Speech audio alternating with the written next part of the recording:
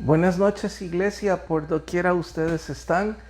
Gracias por acompañarnos en noche de lunes 19 de abril. Imagino estarán de acuerdo conmigo que el tiempo está volando. Dentro de muy pocas semanas estamos a mitad del año.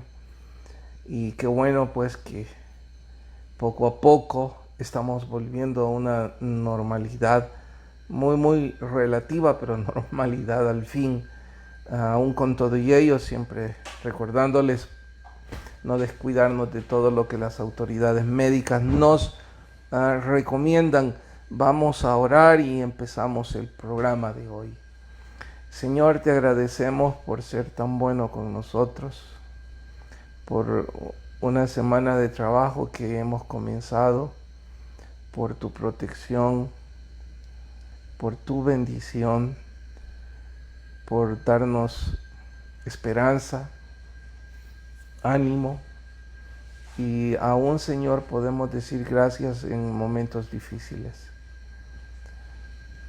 Te suplicamos que ahora que vamos a estudiar tu palabra, tu Espíritu Santo nos guíe, nos dirija, podamos ser edificados, fortalecidos o reconvenidos de acuerdo a tus propósitos, Señor.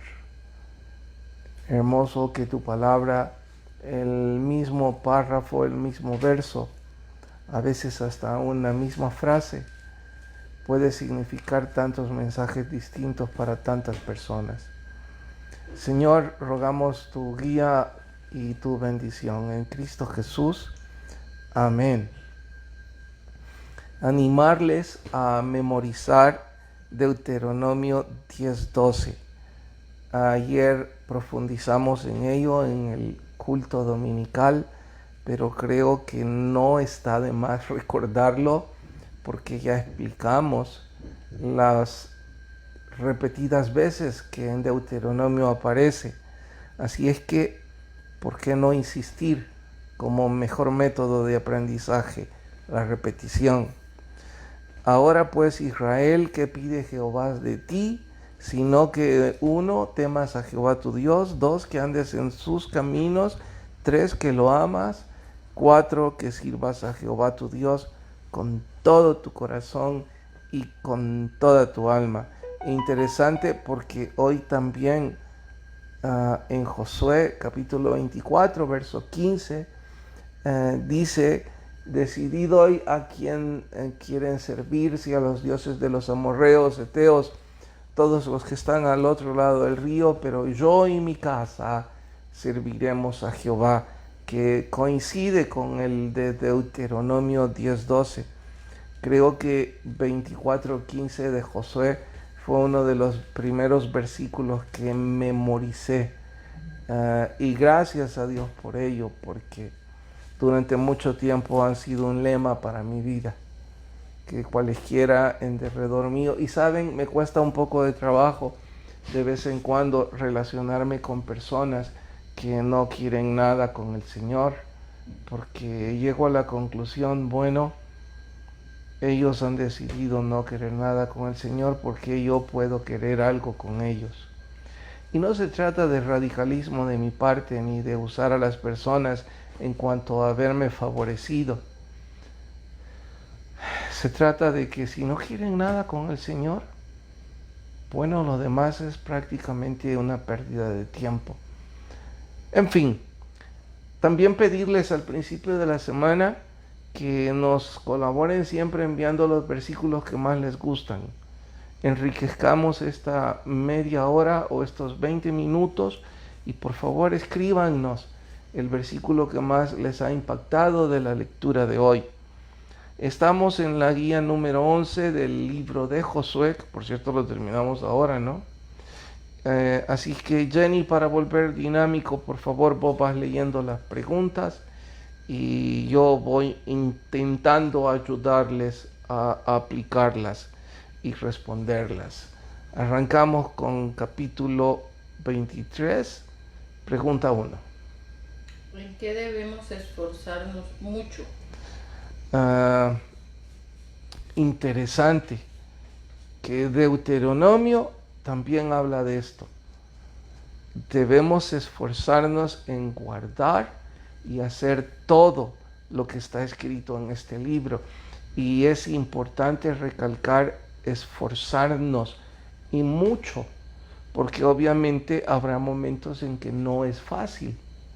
Claro está que entre más crecemos en el hábito de guardarlo que está en este libro, bueno, menos difícil nos va a ser. Pero no por ello dije fácil, dije menos difícil. Y el hecho de esforzarnos es una ofrenda a nuestro Señor, es entregarle con nuestra pasión y nuestro sacrificio un poco de nosotros. Sigamos. 2. Un varón perseguirá a 1000. ¿Es literal? No, en lo absoluto. Es lenguaje figurado. Sé que algunos, los escépticos sobre todo, intentarían refutar y desacreditar la Biblia por un verso como este, pero no debemos pasar de largo que hay un sentido figurado en ello. Es que si un varón perseguirá a 1000, tendríamos que pensar en que es Rambo o que tiene un arma poderosa y de tecnología de punta que los otros no.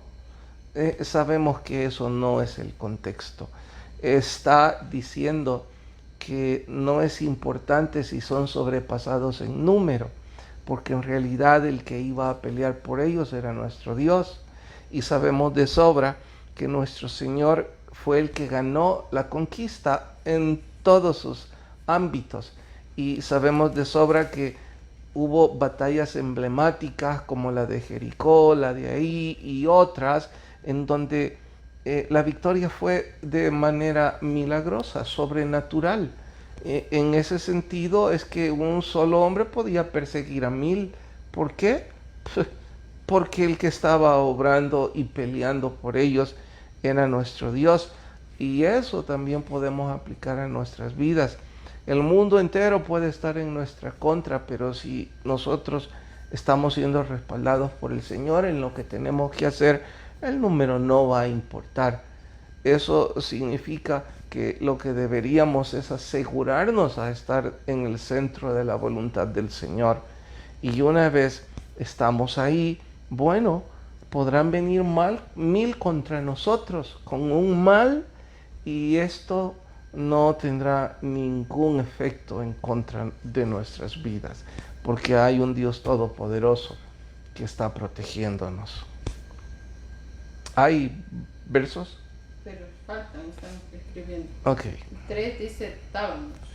Este es un insecto grotesco y el solo hecho de imaginarlo repugna. Es una mosca grande, pero significativamente más grande que lo que nosotros conocemos. Imagine, el macho de este insecto vive de los jugos de las flores y la hembra tiene una boca de piezas endurecidas y agudas con las que muerde. Algunos dicen pica, pero los libros dicen muerde a los caballos, a los bueyes, a las mulas para alimentarse de su sangre. Es una especie de vampirismo. ¿Pueden imaginar miles de estas en una plaga y mordiendo humanos? Terrible, ¿no? Se dan en varios países esta plaga de tábanos, y lo que está diciendo es que Dios iba a permitir una plaga de eso por la dureza del corazón de esta gente. Bien. Hay preguntas. Adelante. Hermano Alonso dice: Hola, hermano Alonso. Pastor, buenas noches. Quería hacer 2 preguntas. Una de Josué 24, versículo 32. ¿Lo lees vos o yo? Sí, aquí lo tengo. 32 dice: y enterraron en Siquén los huesos de José, que los hijos de Israel habían traído de Egipto. Sí. Dice que ¿por qué menciona acá los huesos de José? ¿Y por qué andaban los huesos? ellos veneraban tanto a José debido a que fue algo así como el libertador, porque en un momento de hambruna y de tribulación, Él los protegió y lo veneraban tanto que ellos querían enterrarlo en su propia tierra junto a su padre. No debe sorprendernos.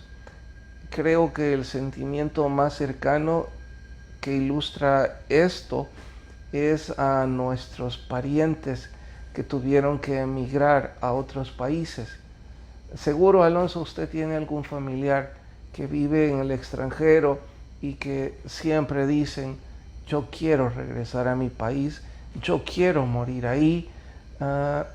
Esa afinidad, ese sentimiento es tan profundo, y en el caso de José, eran sus familiares los que cargaban los huesos para enterrarlo junto a sus padres, pero no había una especie de fetichismo e idolatría, era más bien una especie de respeto y de reverencia. Claro, no es que la Biblia lo aplauda, tampoco que lo prohíba. Si no es idolatría, es nada más una muestra de respeto y gratitud a un caudillo, que vaya que lo fue. La otra. La otra dice en el Salmo 82:1, que dice: Dios está en la reunión de los dioses, en medio de los dioses juzga. ¿Sí? Pregunta, cuando habla de dioses con D minúscula, ¿quiénes eran? Estamos por llegar ahí.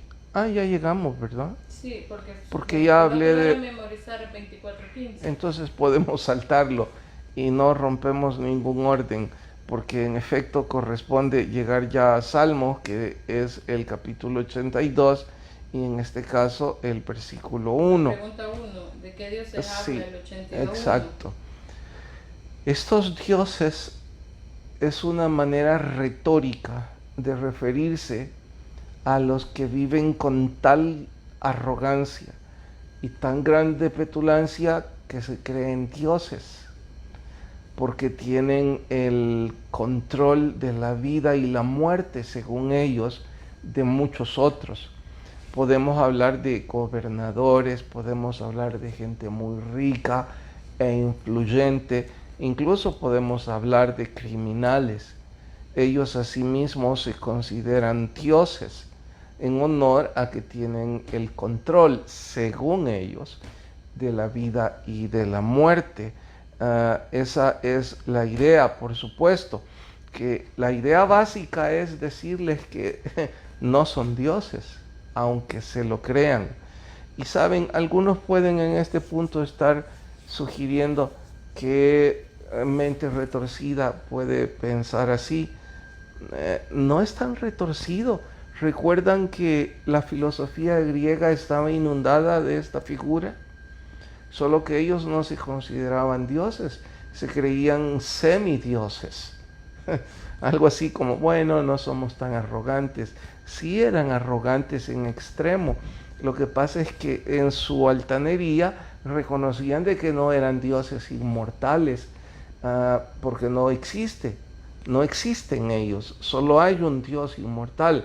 Entonces ellos se restaban un grado y se creían o se autodenominaban semidioses. Pero no deberíamos ir a la filosofía o a la mitología griega. La verdad es que en nuestro contexto hay un montón de gente que se considera semidioses. No solo gobernantes, no solo políticos, sino que también gente con mucho dinero. A veces, ya dije, criminales. Pisotean y humillan y hacen uso y abuso de la injusticia, que ellos creen tener control de la vida y la muerte. Ahora en este salmo se está diciendo esos dioses en forma discriminativa o en forma aclarativa, diciéndoles: no son dioses, son una pantomima, una ridiculez de un Dios, y pronto surgirá la verdad de todo esto. Bien, sigamos. La 2 dice, vosotros sois dioses. Es exactamente lo mismo, y en el caso de Éxodo 22 se refiere a jueces, hombres que tenían autoridad. Y ya dije y reitero, triste aquellos que en su altanería creen tener el poder y el control sobre todo. Sigamos. En la 3, contexto histórico del capítulo 83. La mayor parte cree que está vinculado con 2 de Crónicas 20, en la victoria que obtuvo Josafat. Otro grupo de historiadores creen que se trata de una colección de enemigos contra Israel. Como sea, la idea es la adoración en un momento de persecución y angustia. Hasta ahí con la lectura de la Biblia. Corremos al libro fin, no sin antes revisar los versículos. Sí, estuvo difícil. Se han peleado dos que están empatados, el 24:15 que ya lo leímos y el Salmo 83:18 que dice, y conozcan que tu nombre es Jehová, tú solo altísimo sobre toda la tierra. Están 4-4. La verdad es que es hermoso también el Salmo. Así es que dejo en sus manos el desempate. Continuemos en los 5 minutitos que nos quedan con el libro a fin, a ver si alguien se suma y establece el desempate. Pregunta 1 del libro de Bonhoeffer. El secreto más oculto se revelará. Bonhoeffer dijo a alguien que expresa de forma hermosa, complicada y sofisticada una misma verdad. Bueno, a veces puede ser un poco así. De hecho, en este capítulo lo que está hablando es de que un día los perseguidores van a ser condenados. Y eso lo presenta como un secreto que se va a revelar. Y que los discípulos, aun cuando sean perseguidos, ellos serán glorificados. Ese es el misterio oculto, que para nosotros ya no es nada oculto, desde luego, porque aparece revelado en la Biblia como profecía.